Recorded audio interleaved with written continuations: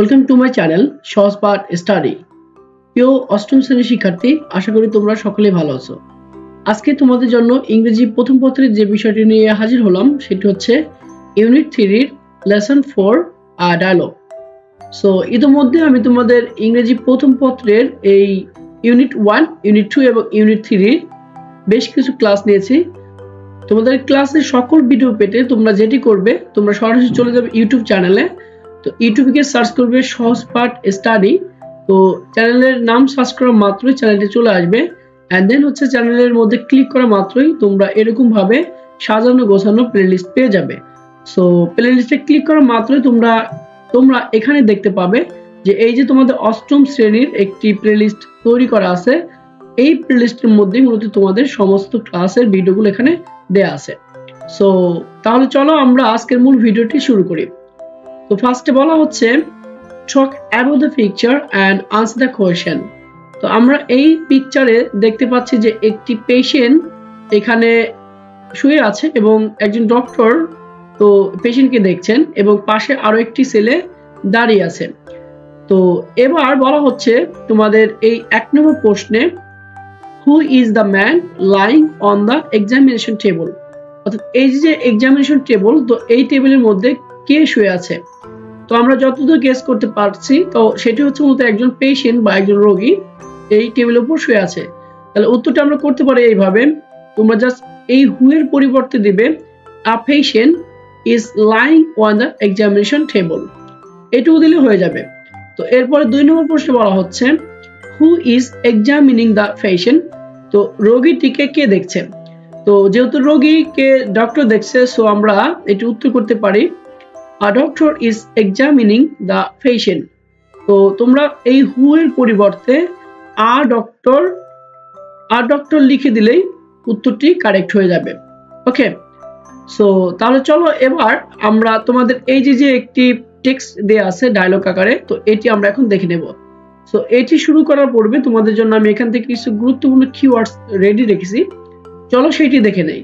তো এই হচ্ছে মূলত তোমাদের সেই ডায়লগের উপর গুরুত্বপূর্ণ 40টি কিওয়ার্ডস। তো তোমরা এই কিওয়ার্ডস গুলো ভিডিওটি পজ দিয়ে থামিয়ে এখান থেকে লিখে নিবে, অথবা এটি একটি স্ক্রিনশট নিয়েও তোমরা পরবর্তীতে এখান থেকে পড়ে নিতে পারবে। তো তাহলে চলো ডায়লগটি এবার পড়ে নেই। সো বলা হচ্ছে read and act out the conversation. So conversation শব্দের অর্থ হচ্ছে গল্প বা কথোপকথন। তো বলা হচ্ছে রবি's father Mr. Zaheer Ali is not well। তো রবির বাবা, এখানে রবি's father বলতে রবির বাবা নাম হচ্ছে জাহির আলী, যিনি ভালো নন। এখানে ওয়েল মানে ভালো।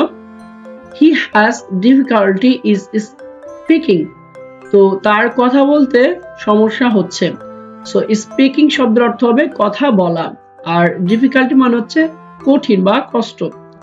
he is now at the doctor's clinic। তো তিনি এখন ডক্টরের ক্লিনিকে বা চেম্বারে আছেন। সো এরপর বলা হচ্ছে রবি গুড ইভিনিং ডক্টর, শুভ সন্ধ্যা ডক্টর। এরপরে ডক্টর বলছে good evening, how is your father today. তো আজকে তোমার বাবার কি অবস্থা। এরপর রবি বলছে নট অ্যাট ওয়েল, মোটেও ভালো নয়। তো এটি একটি ফ্রেজ যার অর্থ হবে মোটেও ভালো নয়। He has difficulty in breathing as before।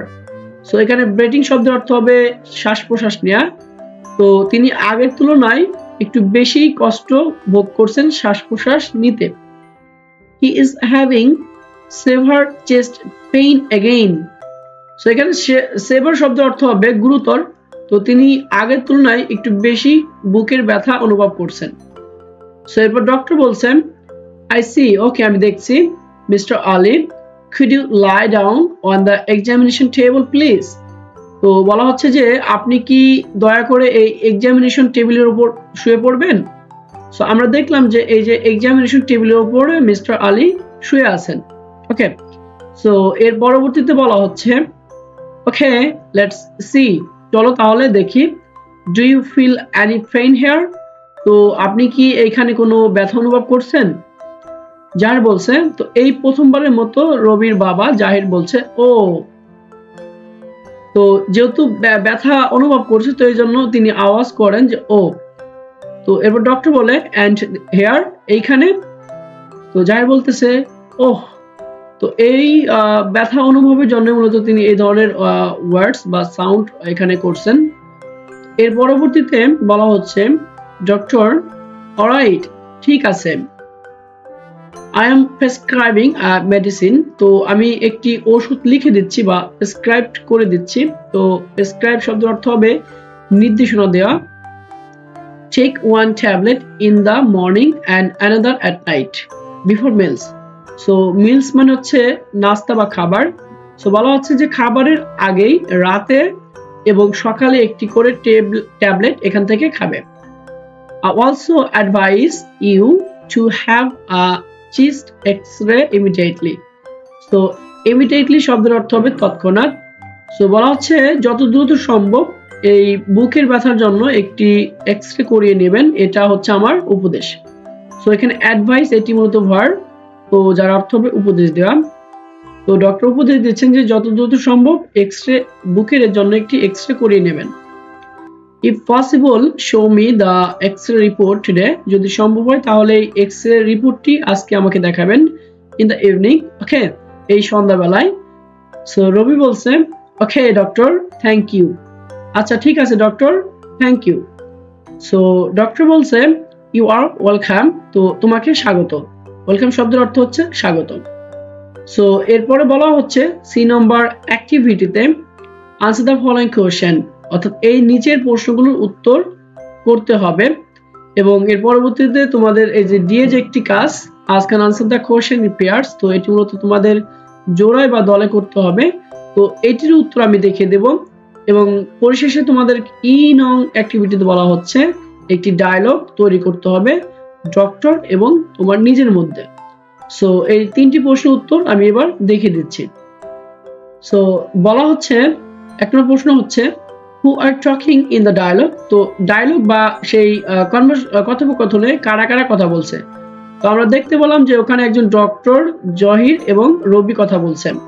So এই জন্য এখানে তিনজনের নামটি মূলত আমি দিয়ে রেখেছি। তো তোমরা যেটি করবে সেটি হচ্ছে দিতে পারো যে 3 আর টকিং ইন দ্য ডায়লগ, অথবা এভাবে উত্তরটি করতে পারবে রবি, জাহির Ali and the doctor are talking in the dialogue.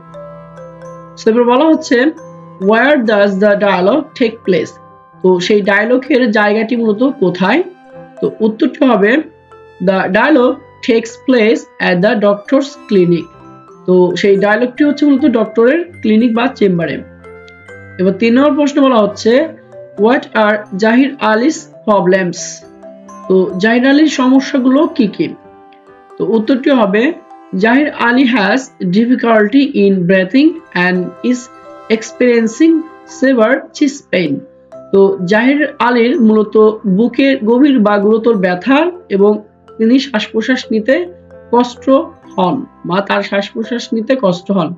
তার মতো আমরা তার এই দুই ধরনের প্রবলেমস এর কথা গল্পে জানতে পারি।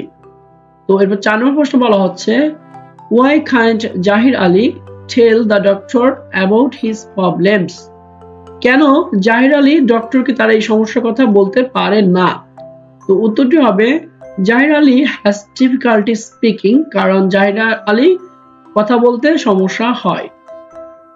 এবার 5 নম্বর প্রশ্নে বলা হচ্ছে what does the doctor prescribe him, তো ডক্টর জাহির আলভিকে বা তাকে কি প্রেসক্রাইব করেন।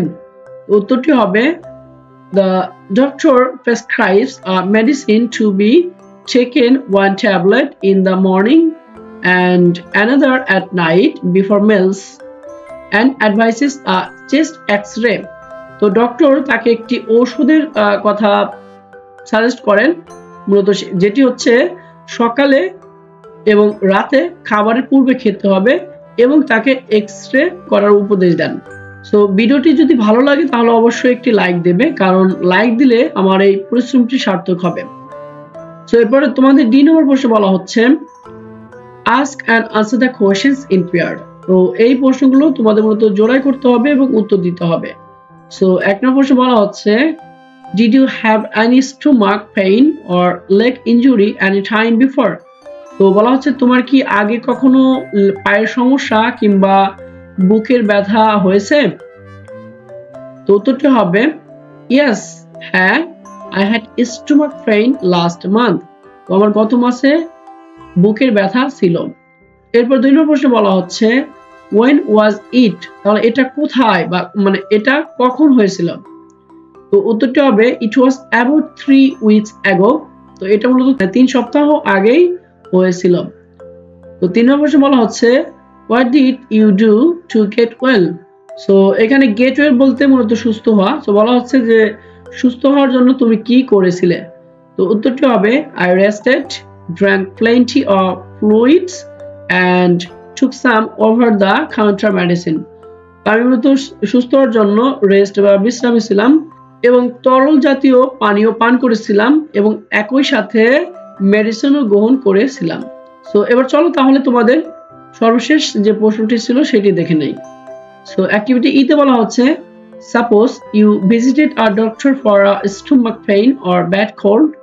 মনে করো তুমি একটি ডক্টরের ক্লিনিকে তোমার বুকের ব্যথার জন্য বা ঠান্ডা লাগার জন্য ভ্রমণ করেছিলে বা গিয়েছিলে। Make an imaginary dialogue between you and the doctor. তো সেই উপলক্ষে মূলত তোমার ডক্টর এবং নিজের মধ্যে একটি গুরুতর ডায়লগ তৈরি করো, act it out in pairs, তারপর সেটিকে জোড়ায় অভিনয় করে দেখাও। তো উত্তরটি সম্ভব উত্তরটি আমি যেভাবে সাজিয়েছি সেটি হচ্ছে পেশেন্ট এবং ডক্টরের মধ্যে কথোপকথন। তো পেশেন্ট বলছে গুড মর্নিং ডক্টর, শুভ সকাল doctor, I have been having a bad cold and stomach pain. তো আমার ঠান্ডা এবং বুকে ব্যথা হচ্ছে। গুড মর্নিং, শুভ সকাল, how long have you been feeling this way? তো এই সমস্যাটা তুমি কতক্ষণ যাবত অনুভব করছো? তো পেশেন্ট বলছে just started about 3 days ago. তো এটা 3 সপ্তাহ আগে শুরু হয়েছিল। I have a runny nose and a sore throat too. তো বলা হচ্ছে যে আমার প্রচুর বুক ব্যথা এবং একই সাথে ঠান্ডাও আছে। তো এরপরে ডক্টর বলছে I see, ওকে আমি দেখছি। Have you experienced any fever? তো তোমার কি জ্বরের কোনো অভিজ্ঞতা আছে কি? তো এখানে ফেভার বলতে মূলত জ্বর। এরপরে পেশেন্ট বলছে ইয়েস, হ্যাঁ, I had a slight fever yesterday. তো আমার গতকালকে কিছুটা জ্বর ও হয়েছিল। এরপরে ডক্টর বলছে অলরাইট, ঠিক আছে, I'll check your temperature and prescribe some medicine. তো এখানে টেম্পারেচার শব্দের অর্থ হবে তাপমাত্রা এবং প্রেসক্রাইব শব্দের অর্থ হবে নির্দেশনা দেওয়া বা ঔষধের জন্য যে প্রেসক্রাইব সেটি। বলা হচ্ছে যে আমি তোমার টেম্পারেচারটি যাচাই করছি এবং একই সাথে কিছু মেডিসিনও প্রেসক্রাইব করছি। You should take rest and drink lots of fluids. তো বলা হচ্ছে যে তোমার রেস্ট নেওয়া উচিত এবং একই সাথে প্রচুর তরল পানীয় পান করা উচিত। সো পেশেন্ট বলছে থ্যাংক ইউ ডক্টর, ধন্যবাদ আপনাকে ডক্টর। সো এ হচ্ছে মূলত তোমাদের ইয়ের অ্যাক্টিভিটি। সো এর পরবর্তীতে তোমাদের আমি নতুন একটি লেসন নিয়ে আলোচনা করব। তো সেটি হচ্ছে লেসন 5 এর লেটার বা একটি চিঠির এই শিরোনামে যে টেক্সট থাকবে সেটির উপর। তো আশা করি এই ভিডিওর মাধ্যমে তোমরা তোমাদের এই লেসন 4 এর ডায়লগটি পরিপূর্ণ করতে পারবে এবং এখান থেকে অবশ্যই এই প্রশ্নগুলোর উত্তরও করতে পারবে। সো ভিডিওটি যদি ভালো লাগে তাহলে একটি লাইক দিবে, আর লাইক দিলে আমার পরিশ্রমটি সার্থক হবে। So thank you so much for watching this video.